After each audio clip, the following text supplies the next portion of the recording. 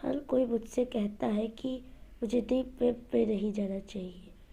ये मेरी ज़िंदगी खराब कर सकती है और ये बहुत डरावनी भी चीज़ है। कुछ लोगों ने मुझे इस स्टोरी के बारे में इतना दोषी ठहराया है, जैसे कि मुझे इस स्टोरी से कोई लेना देना हो। मैंने यही कहना चाहता हूँ कि आप जानते हैं कि लोग इसके बारे क्या कहते हैं, कि ये बहुत बुरी चीज़ है, जिससे मेरे साथ भी ऐसा ही हुआ है।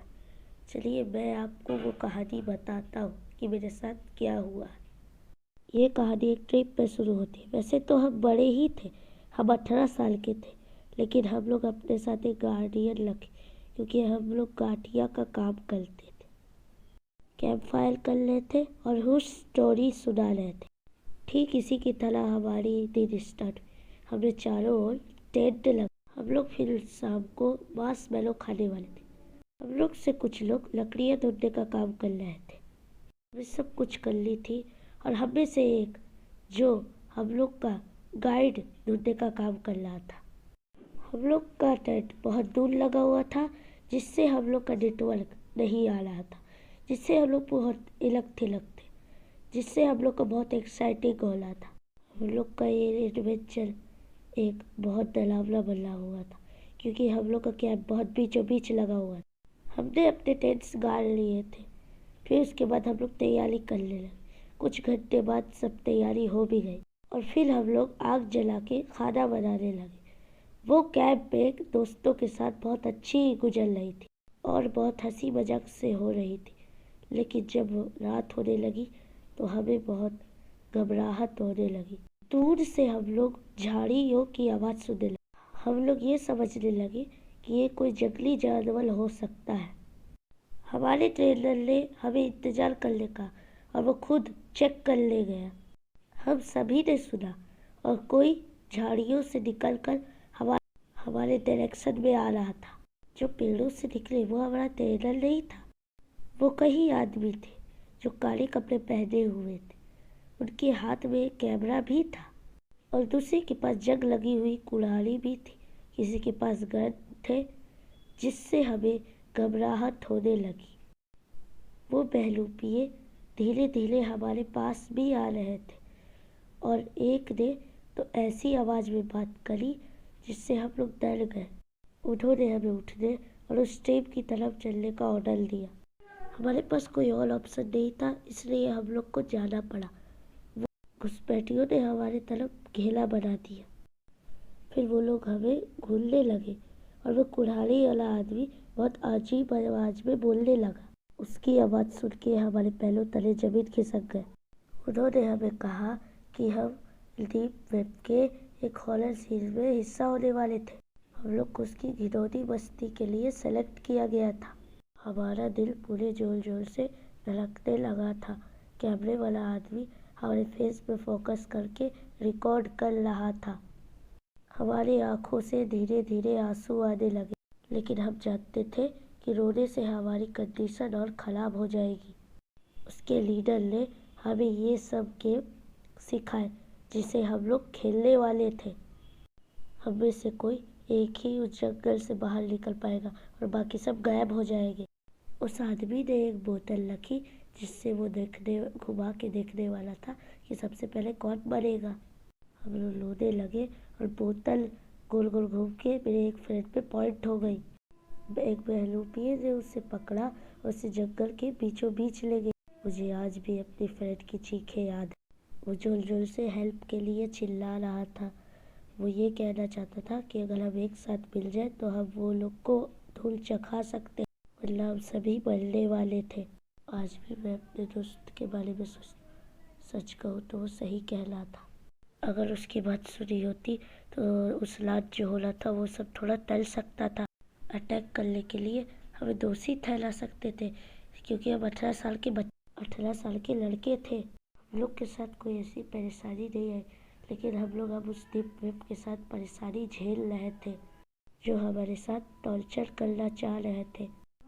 हम लोग बस सिर्फ धूल में अपने दोस्त का चिल्लाहट सुन रहे थे।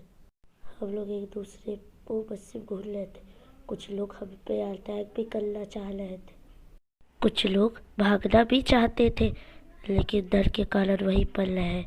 लोग सोचे थे कि जंगल में और भी कोई होंगे जो हमें देख रहे होंगे, किसी का खून करने या भागने का इंतजार कर रहे होंगे।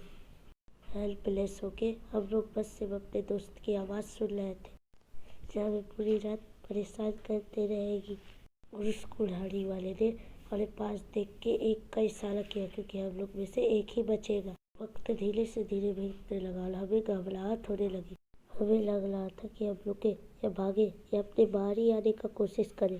आखिरकार एक और बार मोटर घूमी, जिससे मैं दूसरे फ्रेंड के पास फोकस हुआ। वह उसे जंगल ले गए। इस पर हमें कोई आवाज़ नहीं सुनने को मिली, बस सिर्फ एक सन्नाटा था जो हमें और डरा कर लग दिया। जैसे जैसे रात होने लगी, घुसपैठिए एक एक करके हमारे दोस्त को उठाने लगे। अगर कोई एक एक करके गायब हो जाता तो मुझ पे दुख और निराशा भरी रहती। मुझे पता था कि मेरी बारी कभी भी आ सकती। मेरा डर अब बढ़ता जा रहा था। रात के वक्त में हमें से किसी ने भी न भागने का सोचा। हमें लग रहा था कि जिंदा रहने वाले आखिरी इंसान हम ही हो, लेकिन वो कौन होगा किसी को पता नहीं था। यह उनसे लड़ना या उन पे हमला करना बहुत मुश्किल होता जा रहा था। हम सिर्फ उसके रूल्स के साथ ही खेल सकते थे। उस समय हमें एहसास नहीं लगा, लेकिन हम लोग डरपोक भेड़िए जैसे ग्रुप के लग रहे थे। आखिरकार हमें बस सिर्फ दो ही बचे थे, एक मेरा बेस्ट फ्रेंड मार्क और एक मैं। कुल्हाड़ी वाले ने हमारी तरफ गंदी नजर से देखा और बोला कि ये खेल बस सिर्फ आखिरी है। उसने हमें ऑप्शन भी दिया कि हम लोग को मौत तक लड़ना और बचे हुए पर्सन को आज़ाद कर दिया जाएगा, या हम इसे मना भी कर सकते हैं और इससे भी भयंकर चीज़ का सामना कर सकते हैं। लड़ाई बहुत खतरनाक और पूरी दिल दहलाने वाली थी। हम कोई मॉडलर नहीं थे, हम बस सिर्फ दोस्त थे, लेकिन इस जिंदगी ने हमें मजबूर किया और हमें इस खेल को खेलना पड़ा। मिट्टी में खून गीला हुआ था और पूरे जंगल में हमारी मारपीट की आवाज़ गूंज रही। हमें से कोई असलियत में नहीं लड़ रहा था। हम सिर्फ दो टीनेजर थे और एक दूसरे पर मुक्के मार रहे थे और रो रहे थे।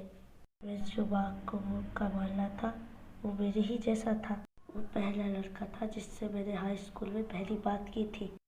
तब से हम हमेशा से ही एक बेस्ट फ्रेंड रहे हैं। मार्क मेरे एक भाई की तरह ही था, एक भाई जिसे मैं अपने ही जान बचाने के लिए पीट रहा था। अगर हम में से कोई अपने नीचे गिराना चाहता तो बहुत आसानी से गिरा सकते थे। सभी लड़ाई उन लोग के लिए एक वीडियो कंटेंट के लिए थे। हम लोग जितना ही लेना चाहते थे, लेकिन हम लोग दोनों में से कोई तैयार नहीं रहा। कुल्हाड़ी चलाने वाला आदमी ये सब जानता था। मैं उसके चेहरे में देख सक रहा था कि वो कितना बेसब्र हो रहा था। जब कैमरे वाले ने उससे बात की तो वो और भी गुस्सा हो गया था। मैं आँख के किनारे से देख सकता था कि वो कुल्हाड़ी चलाने वाला आदमी कैसा मुँह कर रहा था और हमारे पास आने के लिए तैयार हो रहा था। मैंने सोचा कि अगर मुझे कुछ हो गया तो मेरे पेरेंट्स तबाह हो जाएंगे। मैं अपने पापा के बारे में सोचा था कि वो मेरी मौत से अपने आप को दोषी ठहराएंगे, क्योंकि उन्होंने मेरे यहाँ पर आने पर जोर दिया था। मैंने अपनी आँख को बंद कर ली थी और मार्क को जितना जोर से मारना चाहा मारा और मार्क तुरंत हार गया। कुल्हाड़ी मारने वाला आदमी हैरान हो गया, लेकिन ये सब देख के वो हंसने लगा। कुल्हाड़ी वाला आदमी मेरे पास आया और मुझे जिंदा रहने की बधाई दी। कुल्हाड़ी वाले ने मुझे जाने दिया और ना मुझे ये स्टोरी सुनाने को दिया, लेकिन उसने धमकी दी कि अगर ये कहानी नहीं सुनाए तो मेरे और मेरे परिवार के साथ कुछ गलत होगा। इसे मुझे अकेले और सदमे में जंगल के बीचों बीच छोड़ दिया गया। मैंने बिना पीछे मुड़े दौड़ता रहा जब तक कि मुझे वो रास्ता ना मिल जाए जिस रास्ता में जाने वाला था। पुलिस स्टेशन चल गया और मैंने बोला कि क्या हुआ था। फिर उसके बाद 30 साइको या मेरे फ्रेंड्स का कोई पता ना चल सका। डीप वेब एक अकेली और एक रहस्यमयी जगह है जिसका पता लगाना बहुत ही मुश्किल है। क्या आपको पता है कि कभी कभी मुझे लगता है कि मुझे कुछ करना हो, जैसे उससे ढूंढना और बार के साथ जो भी हुआ उसका बदला लेने का। मैं अंदर से जानता हूँ कि वो समय की इमेजिनेशन है। मेरे पास बस सिर्फ कायरों की तरह जीने का और कोई ऑप्शन नहीं है। एक कायर जिसकी फैमिली आज तक जिंदा है।